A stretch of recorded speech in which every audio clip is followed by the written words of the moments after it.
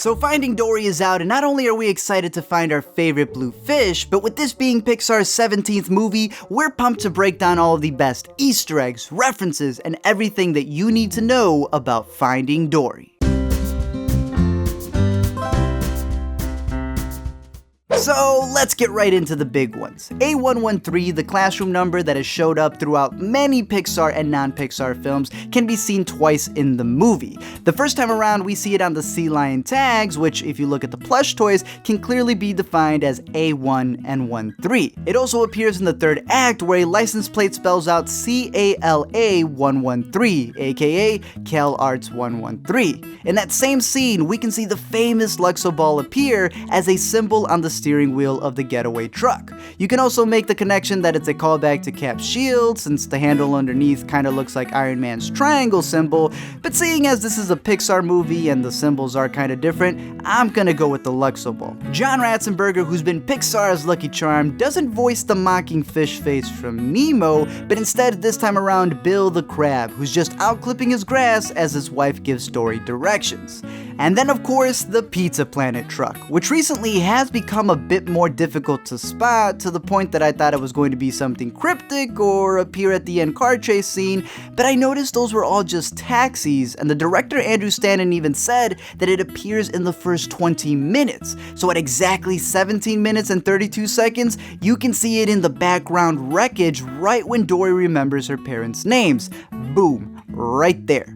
Obviously a bit more clear when you see the movie and it's not just an Ellen clip. However, other than the big four, there were a bunch of other Easter eggs, like Pixar's street address, which appears in this scene along with the year in which they were founded. Later in the movie, you even see a water pipe with TL59 printed on it, referencing to the Finding Nemo subs in Disneyland that have the same thing engraved on theirs. Moving on to the voices, we have Alexander Gold, who did the voice of Nemo back in the day, but since then has gone through puberty, so they switched him out, but still kept him for a cameo as Carl the passenger, who gets GTA'd by fish during the end of the movie. Bill Hader, who voiced Fear in Inside Out, is getting some of that extra Pixar dough as he voices Stan the fish in the beginning of the movie, while Idris Elba and Dominic West have a wire reunion as the sea lions Rudder and Fluke, which just continues to show that Elba has been killing it in these animal roles throughout all of 2016, so just give him Bond already. There is of course the director Andrew Stanton, who comes back to voice Crush, also reminding us that we looked like Squirt when we went to go see Nemo, and now we're feeling kind of old. But he also brings back Sigourney Weaver to replicate her Planet Earth narration as the voice of the Marine Life Institute, which is actually based off of the real life Steinhardt Aquarium, where Weaver gets paid in fish sticks to narrate as well.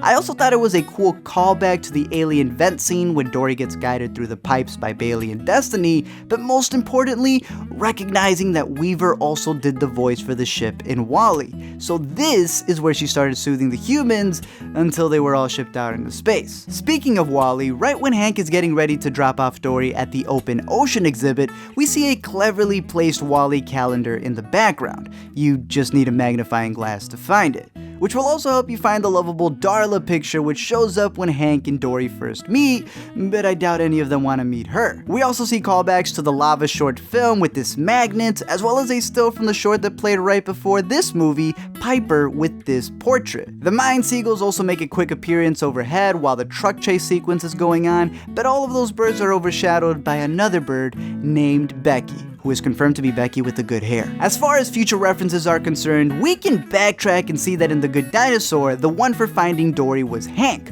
the octopus who's a septopus because they couldn't render out one of his tentacles. So chances are the Easter egg for the next movie is going to be a mystery until we get that trailer.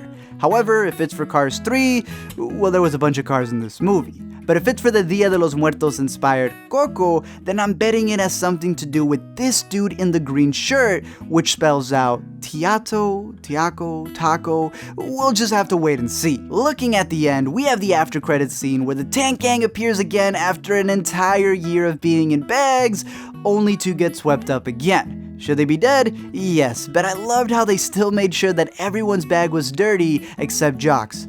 the details. To wrap it all up, we have the extension to the Pixar theory, which if you don't know about the unified universe that consists of sentient objects, animals turning into monsters, time travel, and a robotic apocalypse and where WALL-E is the messiah, then you need to go pick up this book. But what's great about Pixar is that they pay attention to these things that the fans are looking at and they add them to their movies. For example, they had their whole April Fool's Hank Easter egg gag, which some actually thought was real. But what is real though is how Pixar connects their movies to Die Hard. Somebody made a spoof of how we put Die Hard in every one of our movies, and it was very funny. We thought it was very funny and, tongue-in-cheek, and so we said, all right, let's do it. So we made 2 Die Hard references in this movie. Yeah. The 2 references would obviously be the pipe scene, again portraying the famous vet scene from the first Die Hard, as well as a name mix-up during the kid exhibit scene, where the word hands gets confused with the name Hans. However, to add to the actual Pixar theory, it's interesting to see how the animals are evolving and how, with them jagging a car, it's becoming a bit more normal.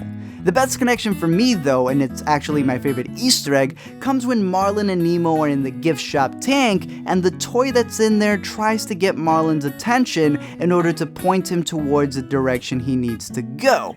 Is that just a coincidence dealing with a faulty toy, or is Pixar known for having toys that have a mind of their own?